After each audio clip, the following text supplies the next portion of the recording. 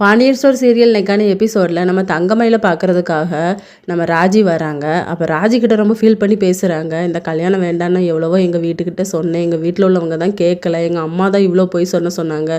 ஒவ்வொரு நாளும் பொய் சொல்லும்போது முள்ளு மேலே நடந்த மாதிரி தான் நடந்தேன். நான் வேணுக்குன்னே இவ்வளோ தப்பு பண்ணலை ராஜி.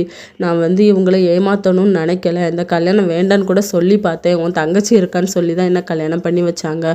குழந்தை விஷயத்தில் நான் பொய் சொல்லலை, 2 கோடு விழுந்துது. அதனால தான் நம்ம அம்மா கிட்ட சொன்னேன். நான் சத்தியமாக சொல்கிறேன் ராஜி, இந்த கல்யாணம் நான் பண்ணாமே இருந்திருக்கலாம் அப்படின்னு சொல்லிக்கிட்டு இருக்கும்போது உள்ள கோமதி வந்துடுறாங்க.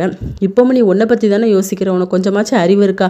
நீ படிக்கலாம்னா எங்ககிட்ட சொல்ல தொலைய வேண்டியது தானே. அதை விட்டுட்டு என் புருஷன் உனக்கு வேலை வாங்கி தந்தார், அது மட்டும் பொய்ன்னு தெரிஞ்சிச்சு. என் புருஷன் தான் ஜெயிலில் இருந்திருப்பாரு. நீ என்னென்னலாம் பொய் சொன்ன. 2 வயசு நீ என் பையனை விட பெரிய பொண்ணு.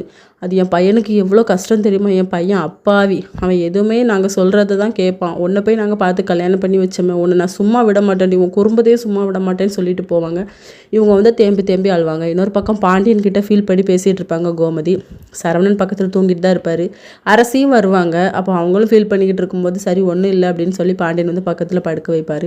என் 2 பையனுக்கும் நடந்த கல்யாணம் வேறு. ஆனால் சரவணனுக்கு நான் நினச்ச மாதிரி கல்யாணம் நடந்துச்சு. அப்பாவை நம்பி அவன் அந்த கல்யாணம் பண்ணான். ஆனால் என் பையனோட வாழ்க்கை இப்படி போச்சேன்னு சொல்லி ஃபீல் பண்ணுவார். இதோட இன்னைக்கான எபிசோட் முடியுது.